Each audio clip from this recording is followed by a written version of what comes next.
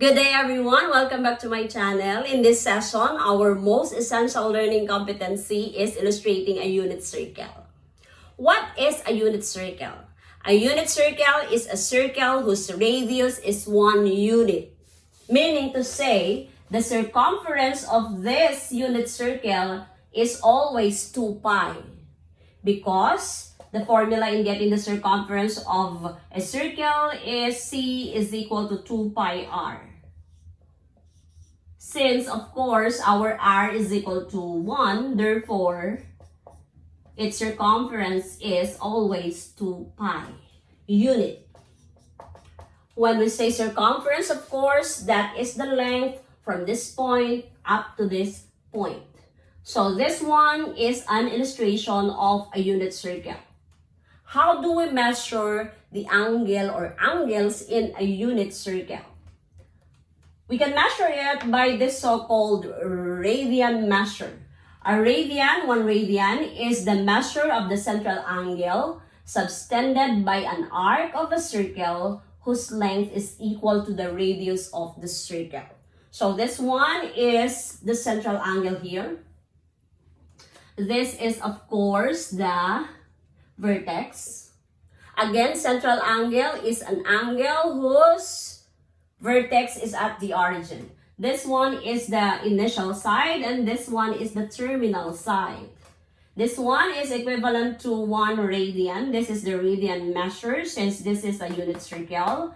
And this one is the radius, which is also equivalent to this one, which is, of course, r. To illustrate radian measure using special angles in a unit circle, this one is the positive x-axis, which is our starting side or initial side. So this is 0. 1 complete turn is equivalent to 2 pi.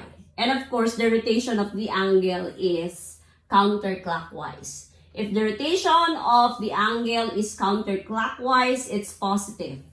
If the rotation of the angle is clockwise, the angle is of course negative. Now, since all the vertices are of course in the circle, we call them as central angles. How are we going to measure each of these special angles using radian measure? This one is of course 0 or 2 pi. If I will get half of it, that will be equal to pi. If we'll get half of pi, that will be pi over 2. So this one is pi over 2, this is 2 pi over 2 or pi, and this one is 3 pi over 2. Okay. What if I will divide this into 6? Pi is divided into 6 equal parts.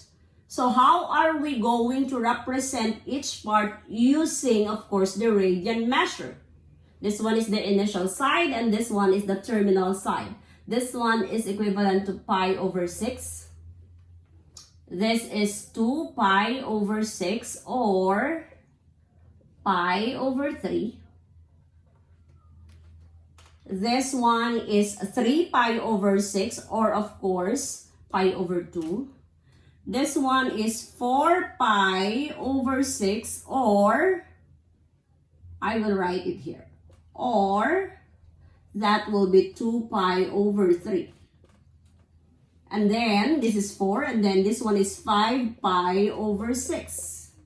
This one is 6 pi over 6. This one is 7 pi over 6. This is, the blue one is 8 pi over 6. Or this is equivalent of course to 4 pi over 3. And then this is 8. This one is 9 pi over 6. That's why it's 3 pi over 2. This is 10 pi over 6. Or this is 5 pi over 3.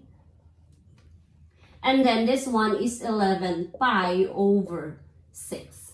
Okay. That's how we use, of course, this radian measure. What about if your initial side is this one and your terminal side is the red one? So this one is of course divided into 4. So therefore this one is pi over 4. Okay.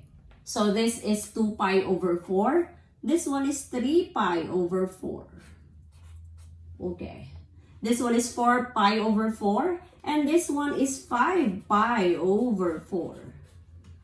This one is 6 pi over 4. And this one is 7 pi over 4. And 8 pi over 4, of course. Now, if we'll use this one as the initial side, and we will be locating, of course, let's say, negative 3 pi over 2. Again, our initial side is this one, but the rotation of the angle is, of course, clockwise. This one is negative pi over 2. This is negative 2 pi over 2. And this one is negative 3 pi over 2. That's how you do it.